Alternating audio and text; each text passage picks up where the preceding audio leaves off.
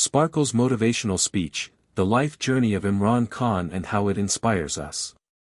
Ladies and gentlemen, there are stories we hear that entertain us. There are stories that teach us. And then, there are stories that move us so deeply that they become a mirror of our own struggles, a reflection of our own dreams, and a spark that ignites something within us. Today, I want to share with you the story of a man born not in privilege of the West but in the heart of Pakistan, who walked a path filled with glory, defeat, sacrifice, pain, and resilience. A man whose journey from cricket fields to political storms is not just about his life, it is about what each of us can learn about faith, humanity, and the unstoppable power of never giving up. That man is the former Prime Minister of Pakistan, Imran Khan. When we think of Imran Khan, the image that comes to mind for many is of him lifting the 1992 Cricket World Cup trophy high above his head, a symbol of victory and hope for millions of Pakistanis who had longed for a moment of triumph.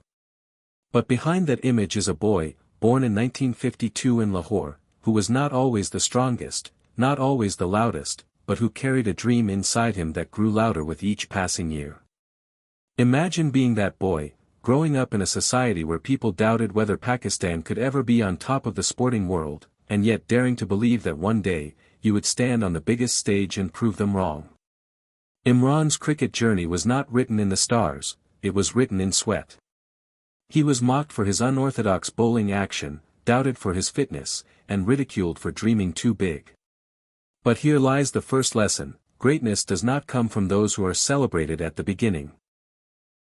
It comes from those who refuse to stop when the world tells them they cannot. Each time he was told, "You're not enough," he answered not with words but with effort. And when he finally led his team to the World Cup, it was not just about a game, it was about a nation learning that the impossible could be made possible. But here is where the story takes an unexpected turn. After reaching the peak of sporting glory, most would retire to luxury, enjoy the applause, and live in comfort. But Imran Khan chose something radically different. Instead of asking, "What more can I take from the world?" he asked, "What more can I give?" This question was born out of heartbreak, the loss of his beloved mother to cancer. In that pain, he could have drowned. He could have chosen bitterness, blaming life for being unfair. But he transformed that grief into compassion, into service, into a mission.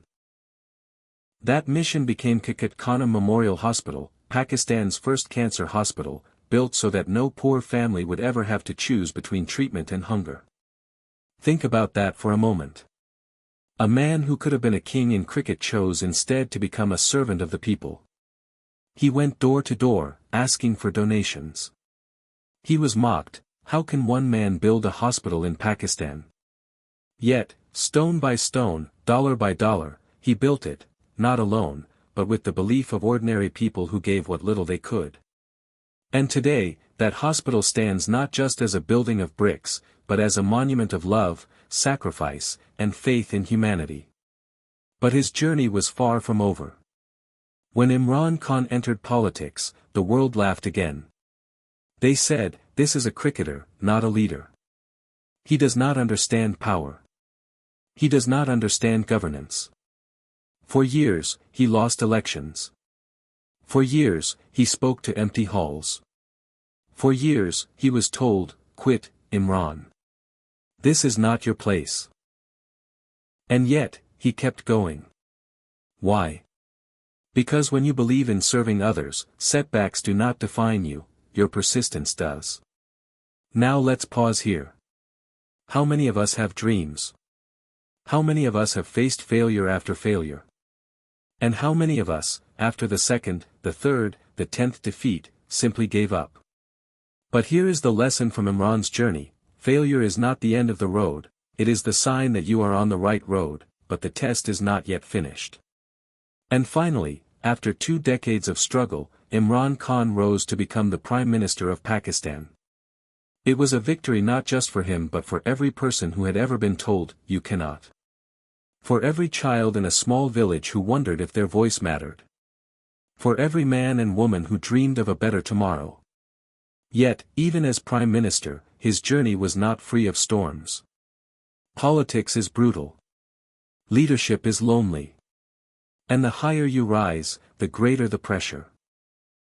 There were betrayals, economic crises, global challenges, and the weight of leading millions who placed their hopes in him. There were days when the world seemed against him, when headlines mocked, when allies turned to enemies. But here's the truth, true leadership is not measured in days of comfort, it is measured in days of trial. And in those trials, he reminded us of a timeless truth: leaders are not perfect, but leaders never abandon the fight for their people. Now, my friends, you may be sitting here thinking, what does this story of a man from Pakistan have to do with me, here, in America or anywhere else in the world? And the answer is everything. Because this is not just Imran Khan's story, it is the story of the human spirit. It is the story of how kindness, sacrifice, and unshakable belief can turn pain into healing, defeat into strength, and loneliness into leadership. Whether you are a student wondering if you'll ever achieve your dream, whether you are a parent struggling to give your children a better life, whether you are someone who has failed more times than you can count, remember this: the world will always doubt you before it believes in you. But the moment you decide that your dream is not just about you, but about helping others, the universe begins to open doors you never imagined possible. The emotional climax of Imran's journey is not his victories, it is his compassion. It is the sight of a sick child receiving treatment in a hospital that once existed only in his imagination. It is the pride of a nation that once doubted itself but saw through him that even the impossible can be achieved. It is the hope that lives on in every young person who says, if he could keep going, so can I. So let me leave you with this: greatness is not born in stadiums, parliaments, or offices. Greatness is born in the quiet decision of a heart that refuses to give up, that chooses service over selfishness, and that stands tall even when the storms rage. Imran Khan's life teaches us this universal law: you do not need to be extraordinary to do extraordinary things, you just need to keep walking, keep believing, and keep serving. And so, my friends, when life tells you, stop, I want you to remember the boy from Lahore, the cricketer who became a leader, the man who turned pain into healing, and the leader who kept rising when the world wanted him to fall. Remember that your life, too, can be a light for others. Because at the end of it all, true success is not how high you climb, it is how many people you lift with you along the way. Thank you.